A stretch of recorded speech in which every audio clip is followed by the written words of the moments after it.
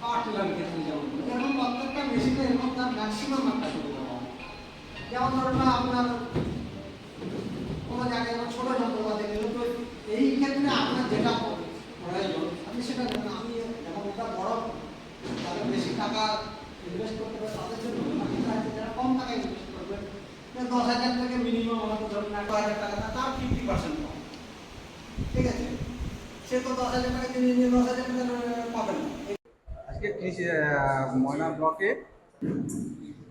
ময়না ব্লকে কৃষি দপ্তরের সহায়তা আত্মার সাহায্যে কৃষি প্রশিক্ষণ শিবির ছিল আজকে এখানে। এখানে উপস্থিত ছিলেন এডিও সাহেব ছিলেন, এডিও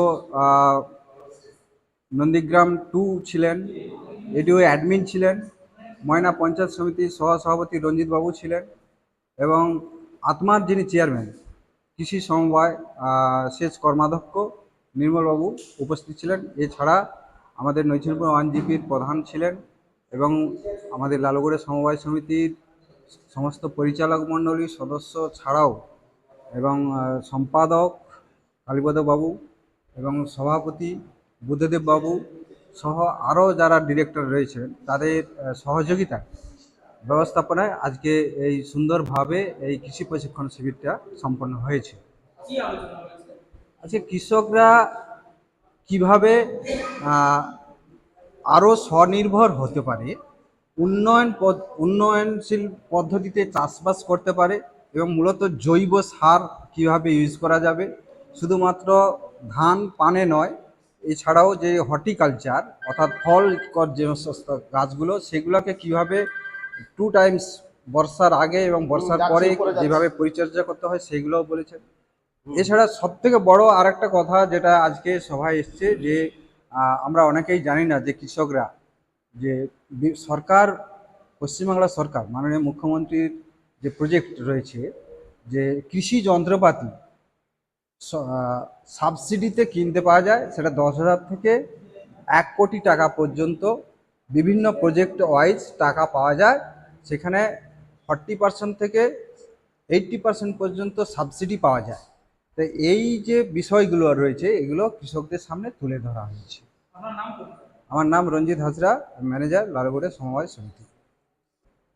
আজকে আলোচনায় আমাদের লালবাগড়ের সমবায় সমিতির তত্ত্বাবধানে ময়না ব্লক এগ্রিকালচার অফিস থেকে যে দায়িত্বটা আমাদেরকে দিয়েছিল সে দায়িত্ব আমরা যথাযথভাবে পালন করেছি এবং আমাদের উপস্থিতি চাষিরা যথেষ্টভাবে এসছে।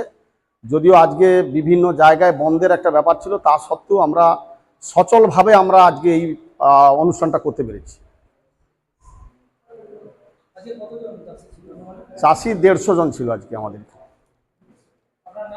আমার নাম কালীপদ মণ্ডল, আমি লালবাগড়া সমবায় সমিতির সম্পাদক ও আমি নৈচনপুর 1 গ্রাম পঞ্চায়েতের পঞ্চায়েত সদস্য।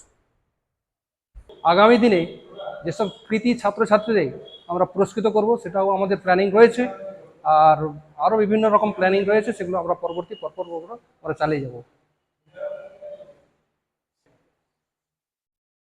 এলাকার পান চাষিরা কতটা উপকৃত হবে এই আলোচনা? আজকের যে সভাটা হলো, কৃষি সম্মেলনটা হলো, নিশ্চিতভাবে আমরা আশা করছি যে যে সমস্ত ট্রেনিংটা হলো, আজকে প্রশিক্ষণটা হলো, চাষিরা অবশ্যই যদি সেই সমস্ত নিয়মগুলো মেনে চলে অবশ্যই পান চাষি বা ধান চাষের ক্ষেত্রে প্রচণ্ড উপকৃত হবে। জৈব সার যেমন নিয়ে বিভিন্নভাবে আলোচনা করলেন, খুব সুন্দরভাবে আলোচনা করলেন। চাষিরা যদি ওনাদের বক্তব্য মেনে চলেন কিন্তু খুব সুন্দরভাবে চাষ করতে পারবেন এবং উপকৃত হবেন।